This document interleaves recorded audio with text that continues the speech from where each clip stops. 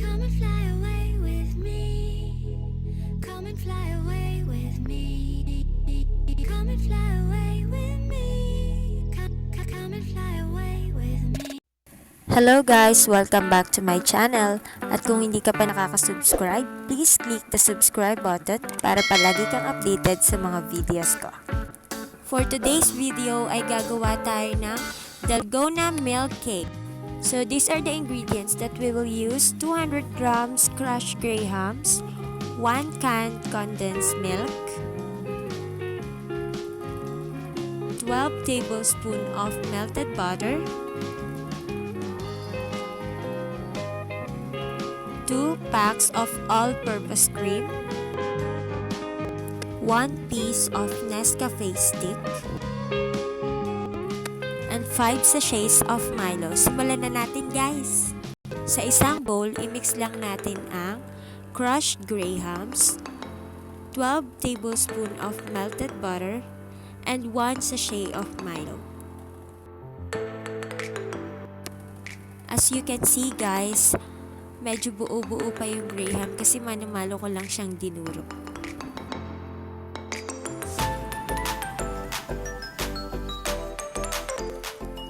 So, i-mix lang natin hanggang sa mag-combine yung ingredients. After that is ilalagay na natin siya sa molder or sa tray. Spread na natin yung graham mixture sa tray. Ipatag or pilpilin nating mabuti.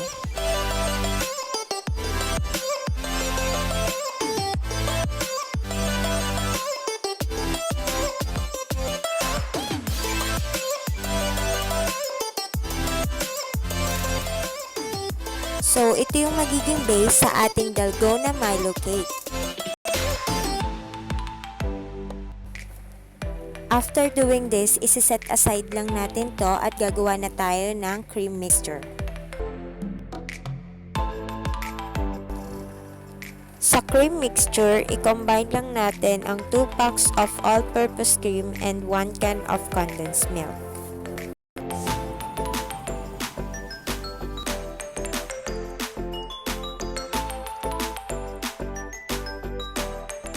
I-mix lang natin hanggang sa maging smooth at mawala yung buo-buo.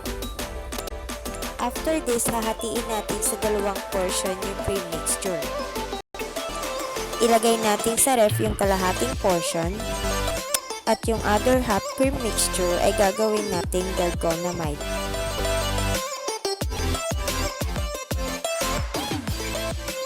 Para sa ating Dalgona Milo, ihalo lang sa cream mixture yung 4 sachets of Milo and 1 Nescafe stick.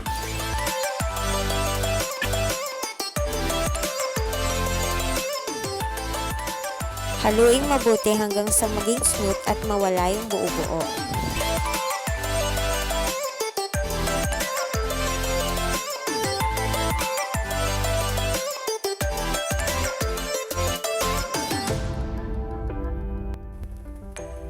After this, we will go to the final procedure.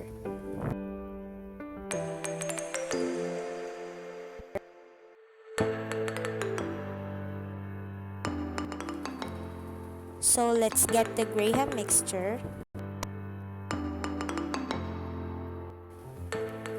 and spread the cream mixture on the top.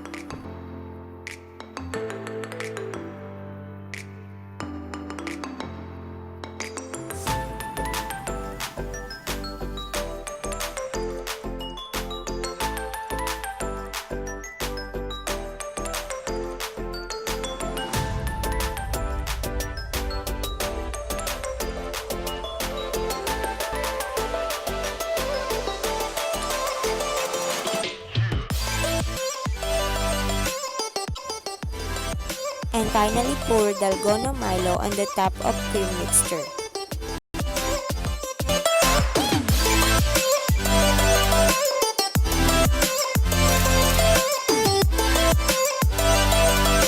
Now, let's chill Dalgona Milo cake overnight for better results.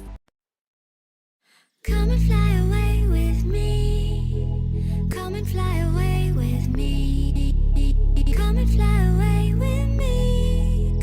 Come and fly away with me. See you sa next video guys. Please subscribe and thank you for watching.